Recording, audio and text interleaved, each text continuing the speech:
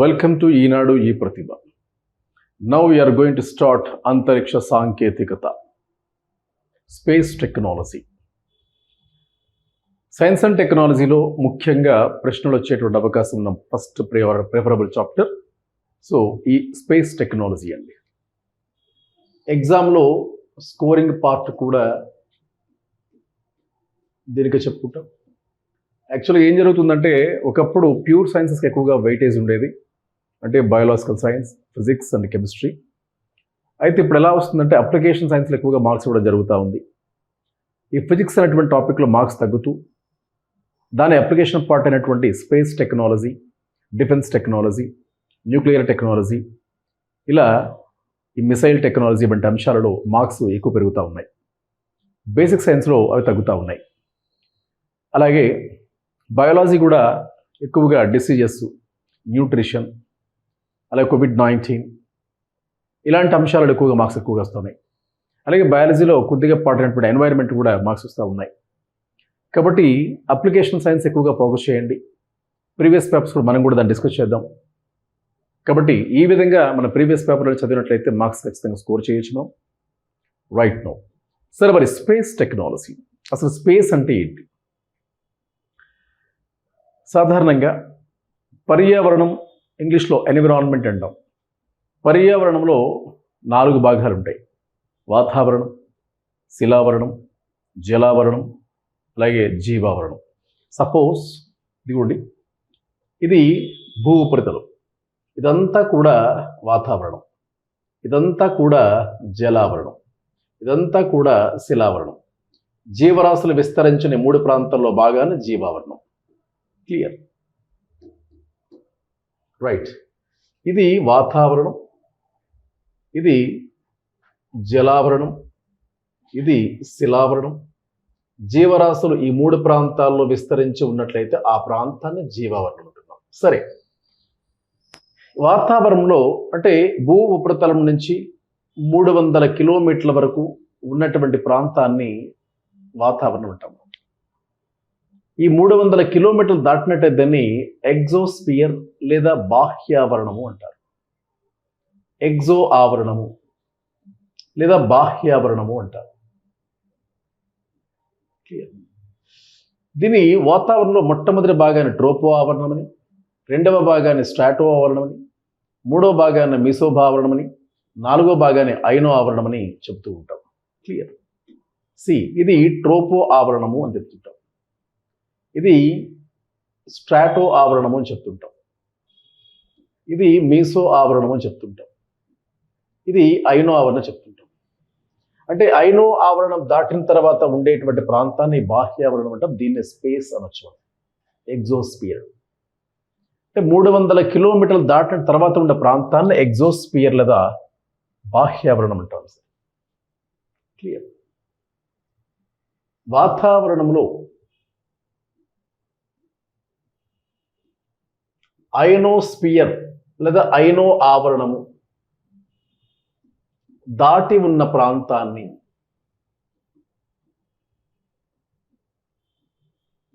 Exosphere లేదా బాహ్యావరణము అంటారు.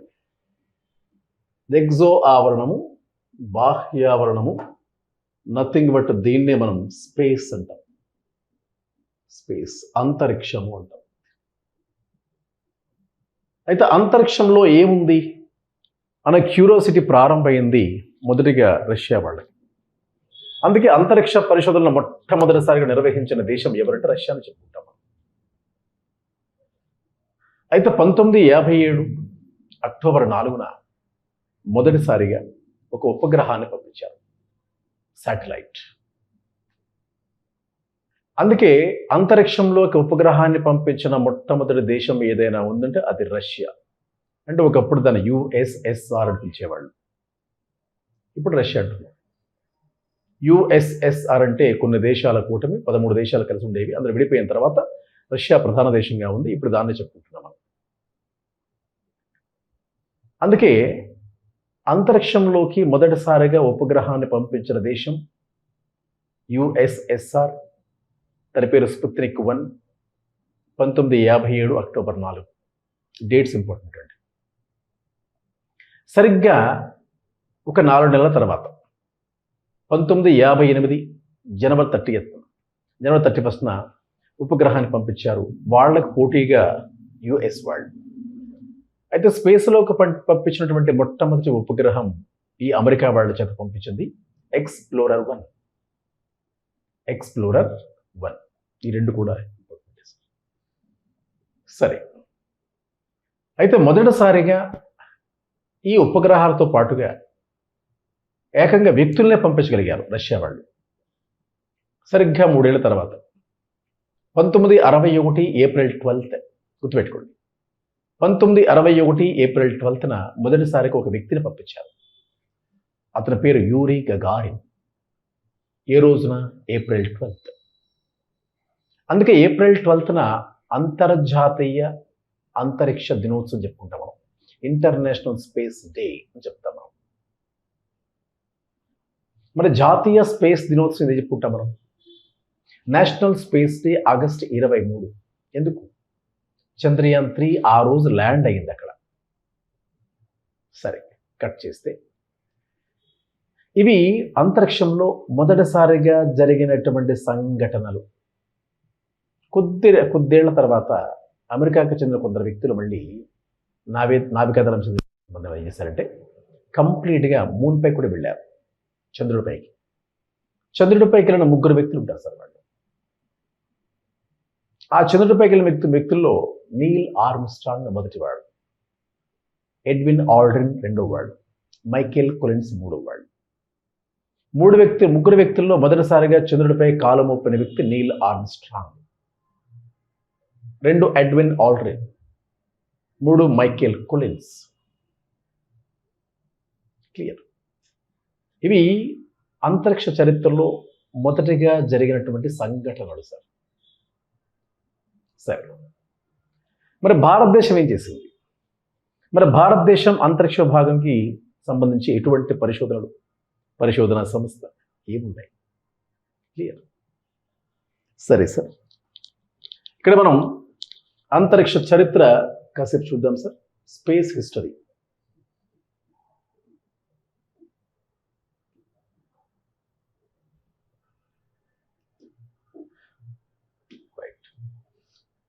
Date పరంగా చూస్తే 1957 అక్టోబర్ 4న ప్రపంచంలో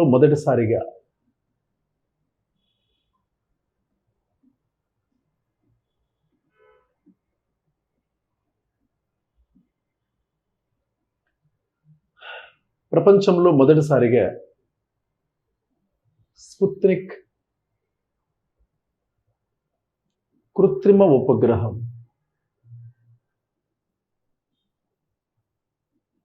స్పుత్నిక్ 1ను యుఎస్ఎస్ వారు పంపించారు.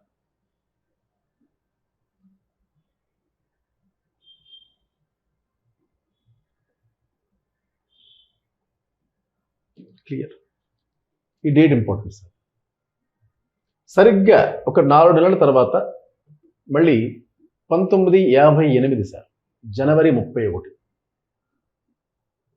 ఈ రోజున ఎవరు చేశారు? యుఎస్ఏ వాళ్ళు ఎక్స్‌ప్లోరర్ 1 అనే పేరుతో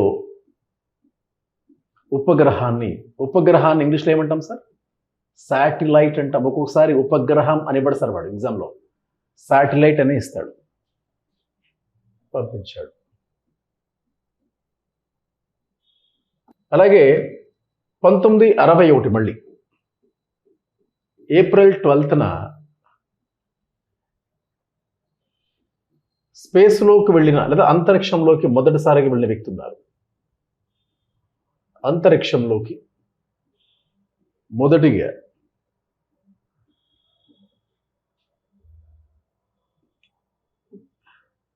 యుఎస్ఎస్ఆర్ పంపించిన మొదటి వ్యక్తి ఎవరంటే యూరీ గగారిన్.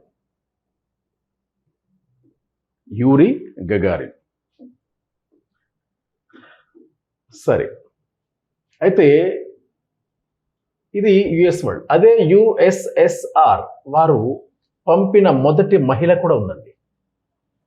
పంపిన మొదటి మహిళ, ఇది కూడా ఇంపార్టెంట్ సార్. ఎవరండి? వలంటినా తెరెస్కోవా. ఈమె కూడా యుఎస్ఎస్ఆర్ నకు చెందినటువంటి వ్యక్తి. క్లియర్? రైట్ నౌ సార్, దీని తర్వాత మరొక ముఖ్యమైన పాయింట్ ఏంటంటే, చెప్పాము చంద్రుడిపైకి వెళ్ళినటువంటి మొదటి వ్యక్తి, చంద్రుడిపై కాలు మోపిన మొదటి వ్యక్తి నీల్ ఆర్మ్స్ట్రాంగ్ అని మీకు తెలుసు. కాబట్టి చంద్రునిపై కాలు మోపిన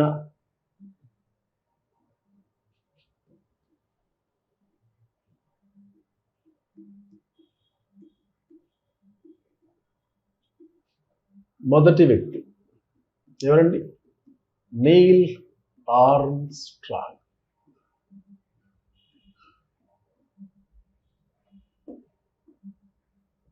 అయితే ఇతరులతో పాటుగా ఇంకొక ఇద్దరు వ్యక్తులు కూడా వెళ్ళారు. ఎవరండి వాళ్ళు? మైకేల్ కొలిన్స్, అలాగే ఎడ్విన్ ఆల్డ్రిన్.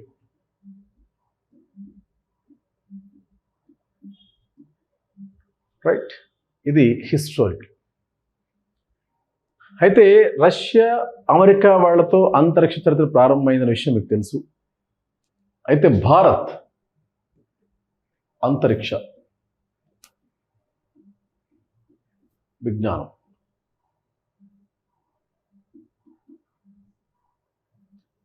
భారత్ అంతరిక్ష విజ్ఞానానికి సంబంధించిన సమాచారం ఏమున్నాయి? రైట్, భారతదేశం కూడా అంతరిక్ష పరిశోధన సంబంధించి సమాచారం ఉంది. ఏంటది? 1922లో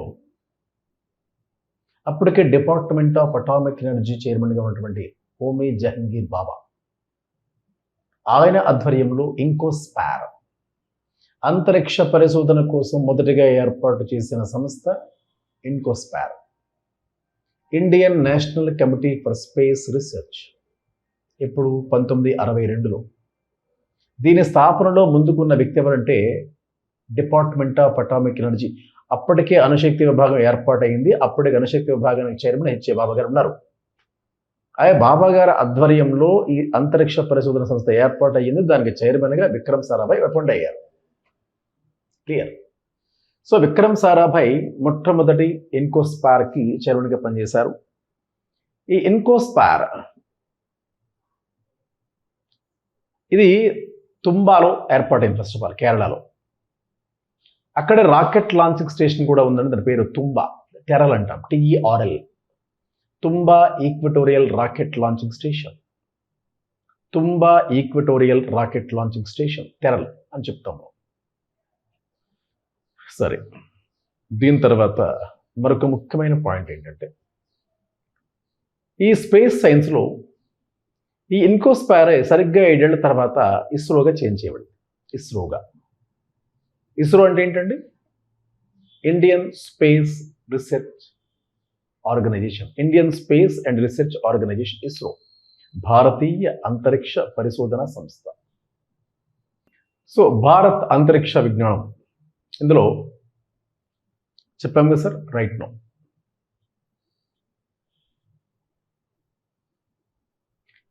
1969లో ఇది ఇస్రోగా మార్చబడింది. 70స్లో ఈ ఇస్రోని department of science and technology అండర్లో తీసుకొచ్చారు. ఈ డిపార్ట్మెంట్ ఆఫ్ సైన్స్ అండ్ టెక్నాలజీకి మంత్రిత్వ ప్రతినిధి ఎవరంటే ప్రధానమంత్రి. ఈ DST కింద ఇస్రో పనిచేస్తుంది. ఇస్రో మొట్టమొదటి చైర్మన్ ఎవరు? విక్రమ్ సారాభాయ్. ఇప్పుడు ఆ ఇస్రోని ఎక్కడ ఏర్పాటు చేశారు? బెంగళూరు. ఇస్రో ప్రధాన కేంద్రం బెంగళూరు అంటారండి, బెంగళూరు.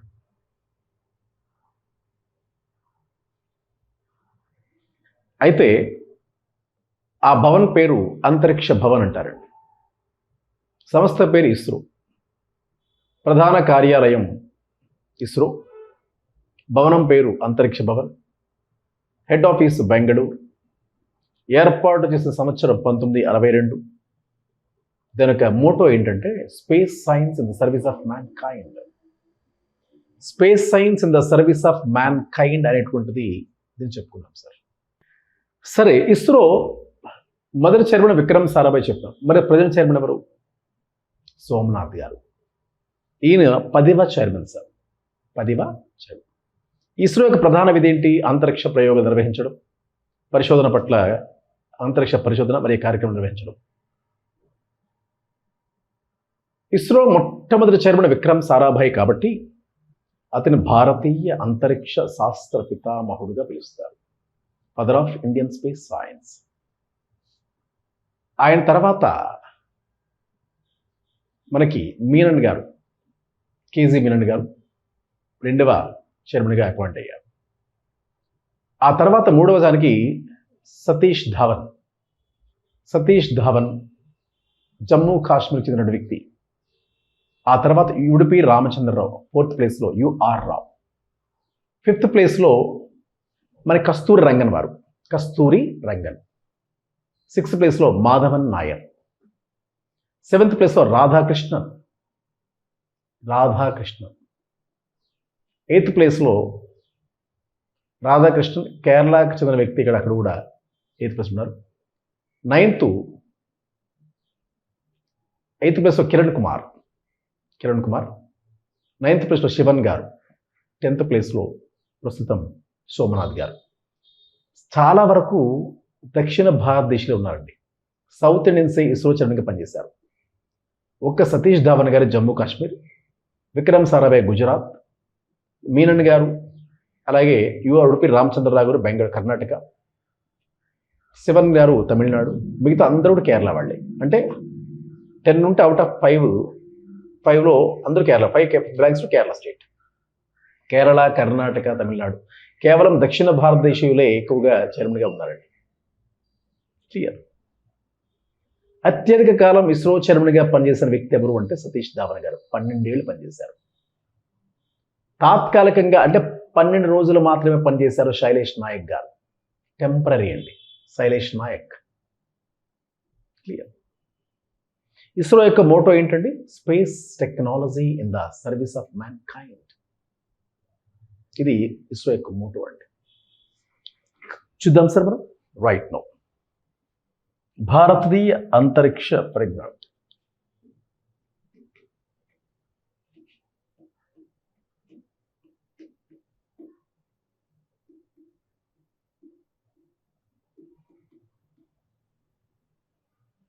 భారత్లో అంతరిక్ష పరిశోధనకు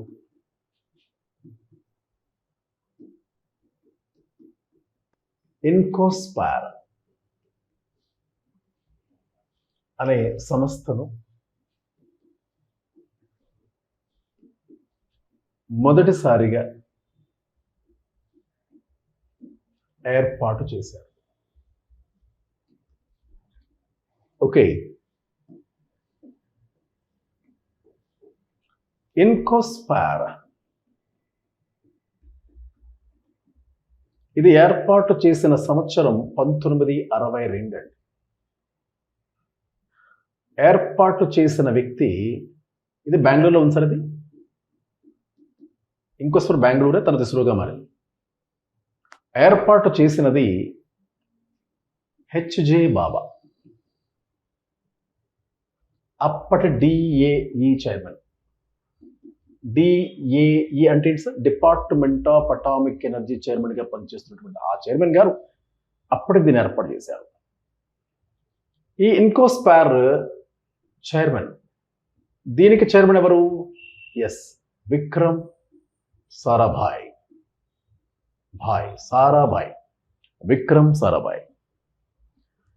సో ఇతరుని భారతీయ అంతరిక్ష శాస్త్ర పితామహుడిగా పిలుస్తారండి. Father of Indian space science.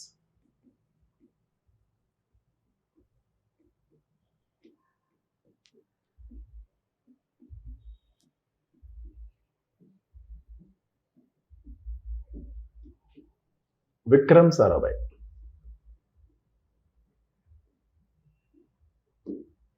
Clear. అయితే ఇన్కోస్పార్ అంటే ఏంటండి? ఎస్, దీని మీనింగ్ ఏంటంటే Indian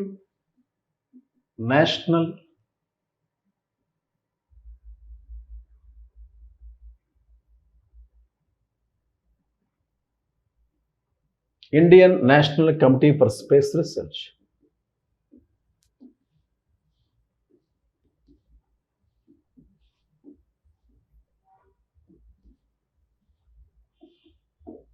right, Indian National Committee for Space Research అని చెప్పుకున్నాం సార్. అయితే ఈ ఇన్కోస్పారే తర్వాత దీన్ని ఇస్రోగా మార్చబడింది. ఇన్కోస్పారే తర్వాత ఇస్రోగా మార్చబడింది, మార్పు చెందింది. రైట్, మరి ఇస్రో, ఎస్, ఇస్రో అంటే ఏంటండి? Indian Space and Research Organisation. Indian Space Research Organisation.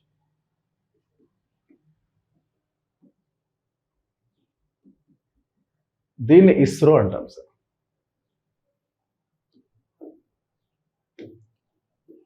Indian Space Research Organisation భారతీయ అంతరిక్ష పరిశోధన సంస్థ. భారతీయ అంతరిక్ష పరిశోధన సంస్థ, ఇస్రో. ఇస్రో ఏర్పాటు సంవత్సరం, ప్రధాన కార్యాలయం, ఓకే, భవనం పేరు, చైర్మన్ ఎవరు,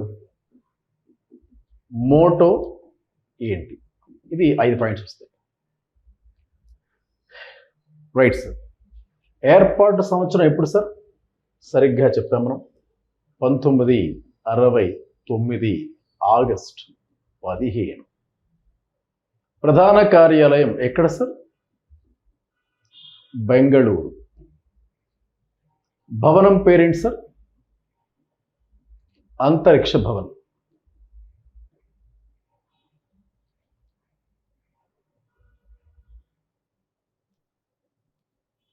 చైర్మన్ విక్రమ్ సారాభాయ్.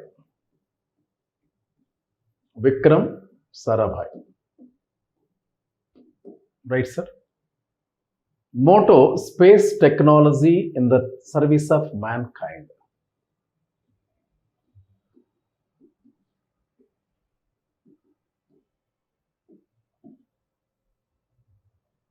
రైట్, ఇవి ఇనిషియల్ డీటెయిల్స్ ఆఫ్ ఇస్రో. అయితే ISRO department of science and టెక్నాలజీకి తీసుకొచ్చారు 70s. Department of science and technology అధికార ప్రతినిధి, మంత్రిత్వ ప్రతినిధి ప్రధానమంత్రి గారు, దాని కింద అంతరిక్ష భవన్. దీని తర్వాత ముఖ్యంగా ఇస్రో చైర్మన్ ఎవరెవరు ఉన్నారు? నెంబర్ 1, రైట్ సార్, ఇస్రో మొట్టమొదటి చైర్మన్ ఎవరండి? ఎస్, విక్రమ్ సారాభాయ్. మొట్టమొదటి చైర్మన్ విక్రమ్ సారాభాయ్. రెండవ చైర్మన్ పేరు ఎంజికే మీనన్.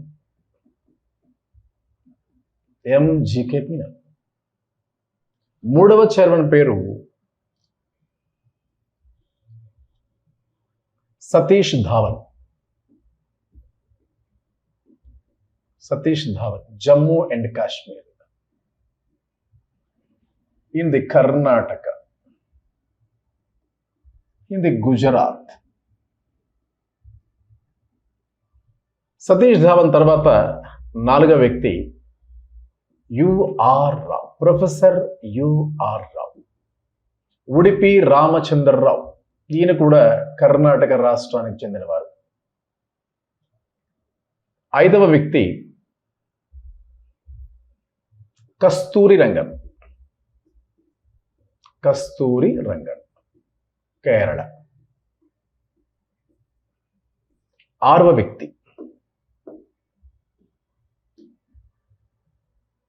మాధవన్ నాయర్. ఈయన కూడా కేరళ. 7వ వ్యక్తి రాధాకృష్ణన్. ఈయన కూడా కేరళ. 8వ వ్యక్తి, 9వ వ్యక్తి, 10వ వ్యక్తి. రైట్. ఇందులో కిరణ్ కుమార్, కేరళ. కె శివన్, కైలాసవాడివు శివన్, తమిళనాడు. ఇప్పుడు ప్రస్తుతం సోమనాథ్ గారు, కేరళ. ఈయన ప్రస్తుతం పదవిలో కొనసాగుతున్నారు.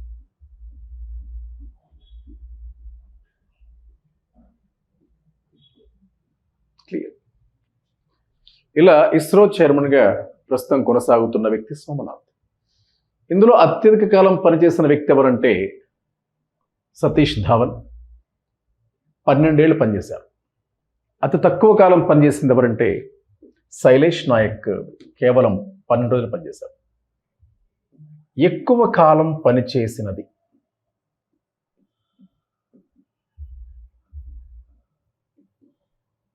అలాగే తక్కువ కాలం పనిచేసినది సతీష్ ధావన్.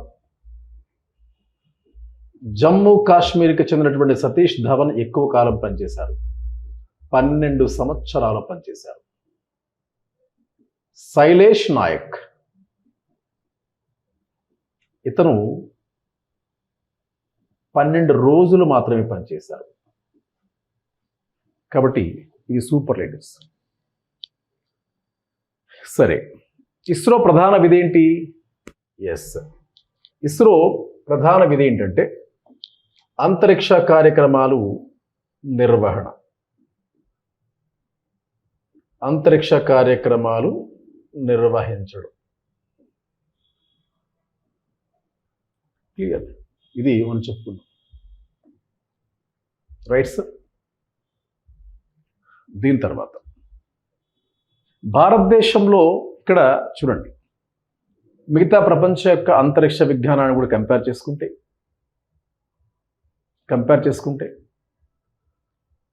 భారత్లో ఇస్రో, మరి విదేశాలలో అమెరికాలో ఏముంది? నాసా. ఫ్రాన్స్ వాళ్ళది, చైనా వాళ్ళది సిఎన్ఎస్ఏ, ఫ్రాన్స్ వాళ్ళది సిఎన్ఈఎస్, జపాన్ వాళ్ళది జక్సా, రష్యా వాళ్ళది రాస్కోస్మాస్, అది ఆర్ఎఫ్ఎస్సి అంటారు. ఆస్ట్రేలియా, కెనడా, మెక్సికో, యుఏఈ ఇవన్నీ కూడా ఆ కంట్రీ ముందు పేరు ఉండి చివరిలో స్పేస్ ఏజెన్సీ అని వస్తుంది. ESA, European Space agency. కాబట్టి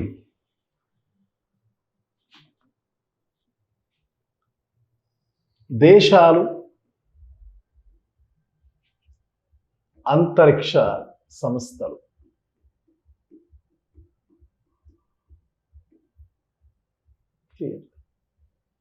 ముందుగా చెప్పుకున్నాం మనం.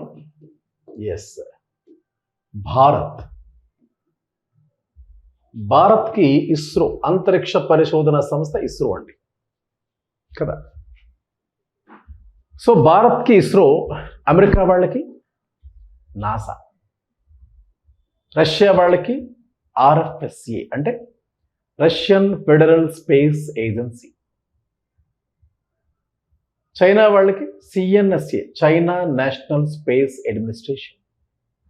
నాసా అంటున్నాం, నాసా అబ్రివేషన్ ఏంటండి? చాలామంది నాసా అనగా నార్త్ అట్లాంటిక్ అని స్ట్రైక్ అవుతుంది చాలామందికి. National Space administration, national aeronautic space administration అనేటువంటిది అమెరికా వాళ్ళది. National aeronautics space Administration, NASA. China వాళ్ళది సిఎన్ఎస్సి చెప్పుకున్నాం కదా, ఫ్రాన్స్ వాళ్ళది సిఎన్ఈఎస్, సెంటర్ నేషనాలిస్ ఎల్ట్యూడ్స్ స్పేషియాలిస్, అది రష్యా ఫ్రాన్స్ వాళ్ళది. జపాన్ వాళ్ళది జెక్సా, జేఏఎక్స్ఈ అంటే ఏంటి? Japan Aerospace Exploration Agency. Japan Aerospace Exploration Agency, JAXA. America వాళ్ళు అట్లా, జపాన్ వాళ్ళు ఇట్లా. మరి అలాగే యూరోపియన్ వాళ్ళు యూరోపియన్ స్పేస్ ఏజెన్సీ అంటారు, యూరోపియన్ స్పేస్ ఏజెన్సీ. ఇదంతా కూడా చెప్పుకోవచ్చు. చూడండి సార్, కొన్ని Australian Space Agency Australia, Canada Canadian Space Agency, Mexico Space Agency, మిగతా మారవండి అలాగే ఉంటాయి. Right sir. యుఎస్ఏ వాళ్ళు నాసా అంటే ఏంటండి? National Space Aeronautics and Space administration.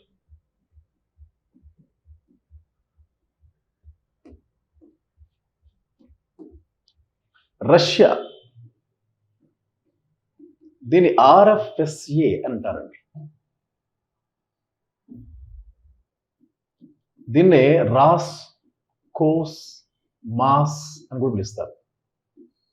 ఆర్ఎఫ్ఎస్ఏ అంటే ఏంటంటే రష్యన్ ఫెడరల్ స్పేస్ ఏజెన్సీ అని పిలుస్తారు. ఫ్రాన్స్ వాళ్ళు, చైనా వాళ్ళు, జపాన్ వాళ్ళు,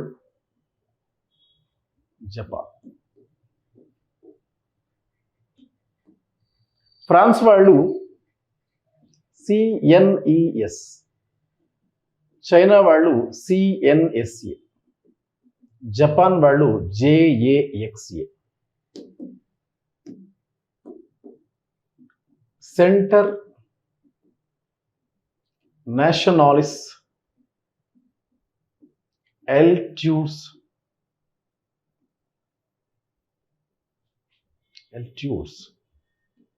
స్పేషియాలిస్, ఇది వీళ్ళదండి. సిఎన్ఎస్ఏ సెంటర్ చైనా అండి. చైనా వాళ్ళకి చైనా స్టార్ట్ అయిపోతుంది. China National Space administration.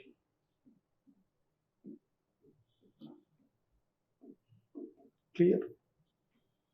మరి జపాన్ వాళ్ళు Japan Aerospace Exploration Agency. So Japan వాళ్ళది Japan Aerospace Exploration Agency. So ఇట్లా మనం చెప్పుకోవచ్చండి. జపాన్ తర్వాత ఆస్ట్రేలియా, కెనడా, మెక్సికో, యూకే, అలాగే maximum sir European Union, EU అంటాం సార్. యూరోపియన్ యూనియన్ ఇవి ఎలా ఉంటాయంటే కంట్రీ ఆ స్పేస్ ఏజెన్సీ అని వచ్చి చివరిలో రైట్ ఆస్ట్రేలియన్ స్పేస్ ఏజెన్సీ అంటాం అంతే. కెనడియన్, మెక్సికన్, యూకే, ఈయు, చివరిలో స్పేస్ ఏజెన్సీ అని పేరు వస్తుంది సార్. ఇది ఒకటే కాదండి, అన్నీ అలాగే వస్తాయి. మిగతా చాలా కంట్రీస్ అలాగే ఉన్నాయి సింపుల్గా. అయితే ఇందులో ముఖ్యంగా చెప్పుకోదగ్గది యూరోపియన్ యూనియన్ కాస్త ఇంపార్టెంట్ అండి మిగతా వాటికంటే కూడా. అంటే ఈ మిగతా వాటంటే ఈ 5 ఇంపార్టెంటే, ఈ 6 ఇంపార్టెంట్, దాంతోపాటు యూరోపియన్ యూనియన్ కూడా ఇంపార్టెంట్ చెప్తున్నాను మీకు. చాలా వరకు ఈ స్పేస్ ఏజెన్సీలన్నీ కూడా వాటి యొక్క ప్రధాన కేంద్రాలు అదే క్యాపిటల్స్లోనే ఉంటాయి. అరుదుగా వేరే ప్రదేశంలో ఉంటాయి. మ్యాక్సిమం రాజధాని ప్రాంతాల్లోనే ఉంటాయి. సరే, ఇస్రో యొక్క విభాగాలు. ఇస్రో విభాగాలు సి. ఇస్రోలో ఏ విభాగాలు ఉంటాయి సార్? ఇక్కడ చూడండి. అంతరిక్ష పరిశోధన చెయ్యాలి అంటే రాకెట్లు తయారు చేయాలి. రాకెట్లు తయారు చేస్తే సరిపోతుందా? ఫ్యూయల్ తయారు చేయాలి. ఫ్యూయల్ తయారు సరిపోతుందా? రాకెట్ తీసుకెళ్ళడానికి శాటిలైట్ కావాలి, శాటిలైట్ తయారు చేయాలి. ఈ మూడు తయారు సరిపోతుందా? దాని నుంచి లాంచ్ చేయడానికి ప్లాట్ఫామ్ కావాలి. సరే, ఇవన్నీ ఉన్న తర్వాత శాటిలైట్ని ఇక్కడ నియంత్రించాలి. శాటిలైట్ పంపించిన సమాచారాన్ని సిగ్నల్ రిసీవ్ చేసుకోవాలి. ఒకవేళ వ్యక్తులు పంపించాలని కూడా దానికి ట్రైనింగ్ ఇవ్వాలి. ఇలా ఒక్కొక్క వింగు వేరే దేశాల శాటిలైట్కి పంపిస్తుంటాం మనం. దానికి వేరే కామర్స్ బ్రాంచ్ ఉండాలి. అట్మాస్ఫియర్ రీసెర్చ్ చేయాలి, బాగున్నప్పుడు పంపిస్తాం శాటిలైట్, పంపించాము. వాతావరణ పరిశోధన ఉండాలి. ఇలా స్పేస్ గురించి అప్లికేషన్ ఒక సెంటర్ ఉంది, స్పేస్ అప్లికేషన్ సెంటర్. క్లియర్? ఇలా ఇస్రో విభాగాలు చాలా ఉంటాయి. మొదటిగా ఇస్రో విభాగాలు ఏమున్నాయంటే VSSC, Vikram Sarabhai Space Station. ఇది ఉండే ప్రాంతం తిరువనంతపురం, త్రివేంద్రం. ఇక్కడ రాకెట్లు తయారు చేస్తారండి. మనం వాడుతున్న రాకెట్లు ఏమున్నాయి ఇప్పుడు? గతంలో ఎస్ఎల్వి వాడాం, తర్వాత ఏఎస్ఎల్వి వాడాం, ఇప్పుడు పిఎస్ఎల్వి వాడుతున్నాం, జిఎస్ఎల్వి వాడుతున్నాం, ఇటీవల ఎస్ఎస్ఎల్వి కూడా వాడుతున్నాం. అవునా? అంటే వాహక నౌకలు అంటే తెలుగులో రాకెట్లు అంటాము కదా. సార్, మరి ఈ 5 రాకెట్లు ఎక్కడ తయారు చేస్తారు? తిరువనంతపురంలో గల విక్రమ్ సారాభాయ్ స్పేస్ సెంటర్లో తయారు చేస్తారు. సార్, మరి విక్రమ్ సారాభాయ్ స్పేస్ సెంటర్లో రాకెట్ తయారు చేస్తున్నాం. ఆ పక్కనే ఎల్పిఎస్సి ఉంటుంది, మళ్ళీ తిరువనంతపురంలోనే Liquid Propulsion System Centre, LPSC అంటాం. ఈ లిక్విడ్ ప్రొపల్షన్ సిస్టమ్ సెంటర్ కూడా తిరువనంతపురంలో ఉంటుంది. ఈ రాకెట్లు పైకి వెళ్ళడానికి కావలసిన ఇంధనాన్ని తయారు చేస్తారు. ఏ ఇంధనం తయారు చేస్తారు చూద్దాం. మరి పిఎస్ఎల్ రాకెట్లు ఏ ఇంధనం వాడతారు, జిఎస్ఎల్ ఏ ఇంధనం వాడతారు? ముందు వస్తుంది. అన్సిమెట్రికల్ డైమెథల్ హైడ్రోజన్ అంటారు, లిక్విడ్ ఆక్సిజన్ అంటారు, లిక్విడ్ హైడ్రోజన్ అంటారు. అవన్నీ కూడా మనకు ముందు వస్తాయి. సరే, రాకెట్లు తయారు చేసాం, ఇంధనం తయారు చేసాం. ఆ తరువాత శాటిలైట్స్.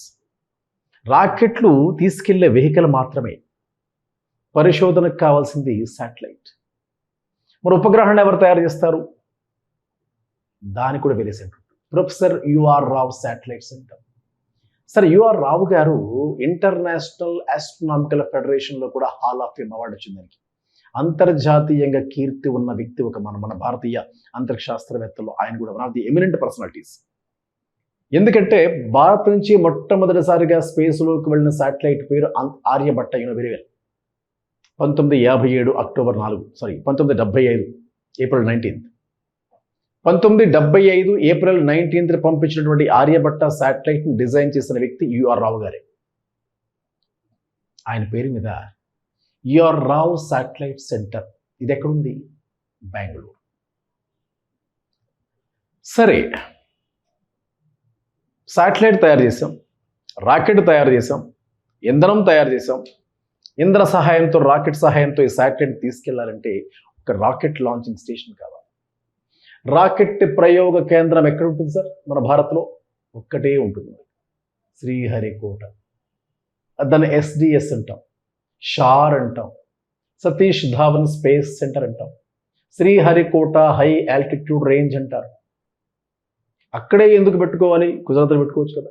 అంటే సాధారణంగా గురుత్వాకర్షణ శక్తి ఎక్కడైతే తక్కువ ఉంటుందో అలాంటి ప్రదేశాల్లో మాత్రం ఏర్పాటు చేస్తారు.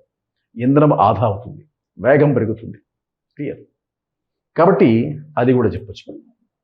సో అట్లా Vikram Sarabhai space centre, liquid Propulsion System centre, professor U R Rao Satellite centre. సరే సార్, ఎస్డిఎస్సి ఎస్హెచ్ఈఆర్. మరి ఇక్కడి నుంచి పంపిస్తున్నప్పుడు ఉపగ్రహాలను కొంతవరకు నియంత్రించగలుగుతామా? ఉపగ్రహాలను నియంత్రించడానికి ఇక్కడ ఒక సెంటర్ ఉంటుంది కర్ణాటక బెంగళూరు దగ్గరలో హసన్ దగ్గరలో ఎంసీఎఫ్ మాస్టర్ కంట్రోల్ ఫెసిలిటీ అనేటువంటిది చెప్పుకుంటాం. సరే, ఈ ఎంసీఎఫ్ లేదా మాస్టర్ కంట్రోల్ ఫెసిలిటీ హసన్కి సంబంధించినటువంటి ఈ సంస్థ. సరే, ఇక్కడి నుంచి ఉపగ్రహాలు నియంత్రిస్తాం. ఓకే, మరి ఉపగ్రహాలు ఫోటోలు తీస్తాయి, వీడియోలు తీస్తాయి, అవి ఇక్కడ పంపిస్తాయి కదా, మనం తీసుకోవాలిగా, ఒక యాంటీనా ఉండాలిగా. ఆ యాంటీనాని బ్యాలాలు, కర్ణాటక ప్రదేశంలో బెంగళూరు దగ్గరలో బ్యాలాలు అనే విలేజ్లో ఐడిఎస్ఎన్ అనే ప్రాంతం ఏర్పడింది. అది ఒక సిగ్నల్ రిసీవింగ్ సెంటర్ అండి. ఇప్పుడు చంద్రయాన్ 2, 3 నుంచి అక్కడి నుంచి సంకేతాలు అందుతున్నాయి. ఈ యాంటీనా రిసీవ్ చేసుకుంటుంది మనకి. అందుకే దాన్ని ఇండియన్ డీప్ స్పేస్ నెట్వర్క్ అంటాం sir. Indian Deep Space network కదా. మరి ఇటీవల మీకు న్యూస్ పేపర్లు వస్తున్నాయి, గగన్యాన్ 1 G1 మిషన్ వినే ఉంటారు. ఏంటి sir Gaganyaan 1 G1 mission? Clear sir, Gaganyaan G1 భారత స్వదేశీ భూమి నుంచి ప్రత్యక్షంగా మొదటిసారిగా మన నేల నుంచి 4 వ్యోమగాములు పంపించగలుగుతున్నాం. ఎవరు వాళ్ళు? బాలకృష్ణ నాయర్, శుభాంశు శుక్ల, అంగద్ ప్రతాప్, అజిత్ కృష్ణన్. ఈ 4 వ్యక్తులు కూడా మనకు సెలెక్ట్ చేయబడ్డారు. నాసా వాళ్ళు, ఫ్రాన్స్ వాళ్ళ దగ్గరికి, రష్యా వాళ్ళు మనకి సహాయం చేస్తున్నారు కూడా. అంటే వీళ్ళకి శిక్షణ ఇచ్చి పంపిస్తాం. మరి ఇండియాలో కూడా ఈ వ్యోమగాముల శిక్షణ ఇచ్చి పంపించేటువంటి ఆ సంస్థ ఏది అంటే HSFC, Human Space Flight Centre. Clear.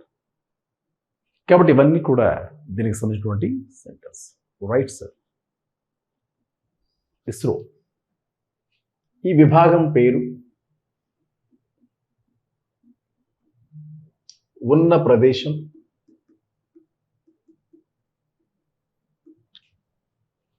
దాని యొక్క విధి. మొదటిది విఎస్ఎస్సి సార్. అంటే దీని అర్థం ఏంటంటే విక్రమ్ సారాభాయ్ స్పేస్ సెంటర్. ఇది ఎక్కడుంది సార్? విక్రమ్ సారాభాయ్ త్రివేంద్రం, అంటే తిరువనంతపురం. ఇదేం చేస్తుంది సార్? ఇక్కడ రాకెట్ల తయారీ. ఇది రాకెట్ల తయారీ కేంద్రం సార్. అంటే ఎస్ఎల్వి, పిఎస్ఎల్వి, జిఎస్ఎల్వి, అలాగే పిఎస్ఎల్వి, ఏఎస్ఎల్వి. అయితే ఇప్పుడు ఏఎస్ఎల్విలు వాడకంలో లేవు, ఎస్ఎల్వి కూడా వాడకంలో లేవు. Right sir. తరువాత రెండవది ఎల్పిఎస్సి, అంటే liquid Propulsion System centre. Liquid Propulsion System centre. ఇది కూడా త్రివేంద్రంలోనే ఉంది. సో ఇదేం చేస్తుంది? ఎల్పిఎస్సి త్రివేంద్రం. ఎల్పిఎస్సి త్రివేంద్రం రాకెట్ల తయారీ. ఇది రాకెట్ల ఇంధనాల తయారు చేస్తుందండి. రాకెట్ల ఇంధనాల తయారీ. మూడవది ఎస్డిఎస్సి, దాన్ని షార్ అంటాం, శ్రీహరికోట. ఇదేంటి? అంతరిక్ష ప్రయోగ కేంద్రం లేదా రాకెట్ ప్రయోగ కేంద్రం.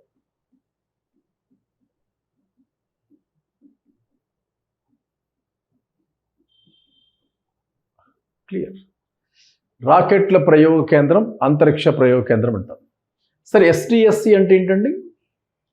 సరే, ఎస్డిఎస్సి అంటే సతీష్ ధావన్ స్పేస్ సెంటర్, లేదా ఇంకొక పేరు ఏంటంటే షార్ అన్నాం కదా, Sriharikota high altitude range. Sriharikota high altitude range. So ఇట్లా దీనికి సంబంధించి ముఖ్యంగా చెప్పుకునే పాయింట్. SDSC ఎస్హెచ్ఆర్ sir. దీని తర్వాత శాటిలైట్ మేకింగ్ సెంటర్ ఉంటుంది కదా sir, you are Rao Satellite centre. You are Rao Satellite centre ఇది ఎక్కడుంది సార్? అది హసన్లో ఉంది, కర్ణాటకలోనే హసన్. శాటిలైట్ తయారీ కేంద్రం చెప్తాం సార్, శాటిలైట్ల తయారీ కేంద్రం. Clear, right sir. తర్వాత MCF sir, Peenya sir, Peenya ఇక్కడ హసన్ సార్. సార్ ఎంసీఎఫ్ అంటే Master Control Facility. Master Control Facility, ఉపగ్రహ నియంత్రణ కేంద్రం. ఉపగ్రహ నియంత్రణ కేంద్రం, Master Control Facility. Professor U R Rao Satellite Centre. తర్వాత IDSN, Indian Deep Space Network. Indian Deep Space Network. Right. Byalalu, Karnataka దగ్గరలో ఉన్న ప్రాంతం బ్యాలాలు సార్. ఇదేంటంటే సమాచార స్వీకరణ కేంద్రం, సిగ్నల్ రిసీవింగ్ సెంటర్ అంటాం సార్, సిగ్నల్ రిసీవింగ్ సెంటర్. ఉపగ్రహ సమాచార స్వీకరణ కేంద్రం.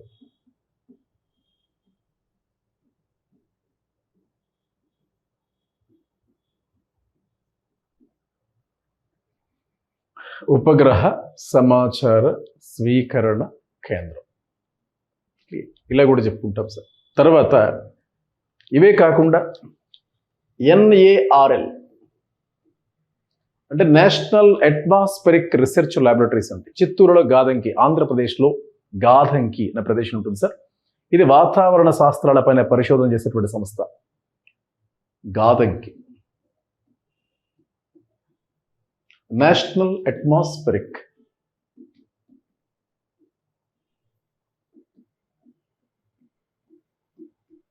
Research laboratory, Chittoor sir. ఇది ఆంధ్రప్రదేశ్ చిత్తూరులో ఉన్న గాదంకిలో. ఇది వాతావరణ పరిశోధనా సంస్థ. వాతావరణ పరిశోధన శాఖ. రైట్. మరి కొన్నిసార్లు మనం ఏం చేస్తామంటే విదేశీ ఉపగ్రహాలు కూడా అద్దె తీసుకెళ్తాం, మనం విదేశీ ఉపగ్రహాలను కూడా. అలాంటి అందుకోసం మనం కమర్షియల్ బ్రాంచ్ అంటే వాణిజ్య విభాగం కూడా ఏర్పాటు చేయబడింది. అందులో భారతదేశానికి అంతరిక్ష విభాగం నుంచి 2 వాణిజ్య విభాగాలు ఉన్నాయి. అందులో మొదటిది ఏంటంటే యాంథ్రిక్స్, రెండవది ఎన్ఎస్ఐఎల్ అంటే ఒక పిఎస్యు లాంటిది, పబ్లిక్ సెక్టార్ అండర్టేకింగ్ లాంటిది, న్యూ స్పేస్ ఇండియా లిమిటెడ్గా చెప్పుకుంటాం. వాణిజ్య విభాగాలు తీసుకున్నట్లయితే యాంథ్రిక్స్ కార్పొరేషన్,